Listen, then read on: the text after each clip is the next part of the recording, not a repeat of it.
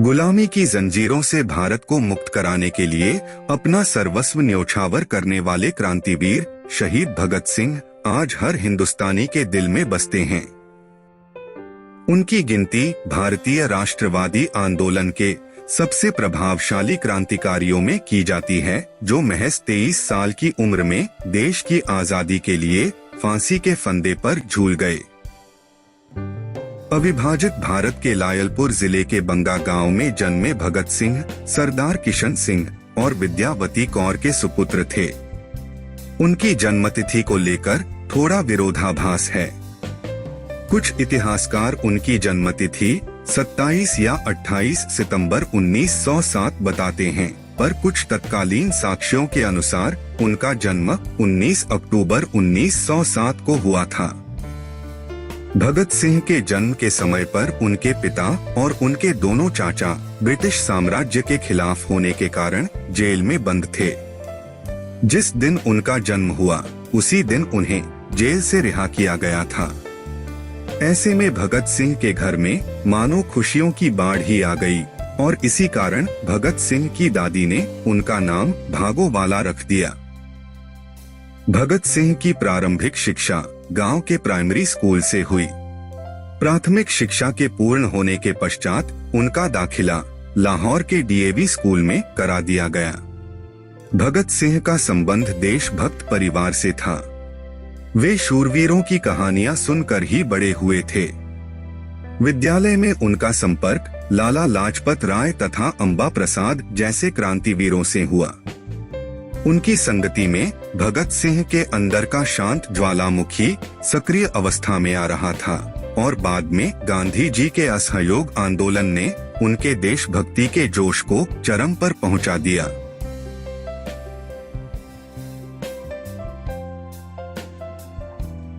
तेरह अप्रैल 1919 के दिन अमृतसर में स्वर्ण मंदिर के समीप स्थित जलियांवाला बाग नामक स्थान पर ब्रिटिश ऑफिसर जनरल डायर ने अंधाधुन गोलियां चलाकर हजारों लोगों को मौत के घाट उतार दिया तथा अनेक लोगों को घायल कर दिया। इस घटना का भगत सिंह पर बहुत गहरा प्रभाव पड़ा और यहीं से भारत में ब्रिटिश शासन की उल्टी गिनती शुरू हो गई। चौरी चौरा घटना के बाद गांधी जी ने असहयोग आंदोलन को वापस लेने का आह्वान किया। इस फैसले से नाखुश भगत सिंह ने गांधी जी की अहिंसक कार्रवाई से खुद को अलग कर लिया और वे युवा क्रांतिकारी आंदोलन में शामिल हो गए। इस प्रकार ब्रिटिश राज के खिलाफ हिंसक विद्रोह के सबसे प्रमुख क्रांतिकारी के रूप में उनकी यात्रा आरंभ हुई। भगत सिंह एक कट्टरपंथी समूह हिंदुस्तान रिपब्लिकन एसोसिएशन में शामिल हुए। फरवरी 1928 में इंग्लैंड से साइमन कमीशन नामक एक आयोग भारत दौरे पर आया, जिसका मुख्य उद्देश्य था भारत के लोगों की स्वायत्तता और राजतंत्र में भागीदारी। इस आयोग में कोई भी भारतीय सदस्य नहीं था और इसी कारण देश में इस आयोग के प्रति विद्रोह की ज्वाला भड़क उठी। लाहौर में साइमन कमीशन के खिलाफ नारेबाजी करते समय ब्रिटिश अधिकारी स्कॉट के आदेश पर लाला लाजपत राय पर क्रूरतापूर्वक लाठी चार्ज किया गया, जिससे वे बुरी तरह से घायल हो गए और बाद में उन्होंने दम तोड़ दिया। उनकी मृत्यु का बदला लेने के लिए भगत सिंह ने शिवराम राजगुरु, सुखदेव थापर और चंद्रशेखर आजाद जैसे क्रांतिकारियों के साथ मिलकर स्कॉट की हत्या करने की योजना बनाई, लेकिन उन्होंने गलती से सहायक अधीक्षक जॉन सॉन्डर्स को स्कॉट समझकर मार गिराया। क्रांतिकारियों ने इस घटना की जिम्मेदारी लेते हुए इश्तिहार भी लगाए। मौत की सजा से बचने के लिए भगत सिंह को लाहौर छोड़ना पड़ा। इस सब के बावजूद भगत सिंह भूमिगत रहने और क्रांतिकारी आंदोलन में योगदान करने में कामयाब रहे। 8 अप्रैल 1929 को उन्होंने बटुकेश्वर दत्त के साथ मिलकर दिल्ली की सेंट्रल असेंबली में बम फेंका। उनका उद्देश्य किसी की जान लेना नहीं था और इसी कारण उसे भीड़ वाली जगह से दूर फेंका गया था, लेकिन फिर भी कई परिषद सदस्य हंगामे में घायल हो गए।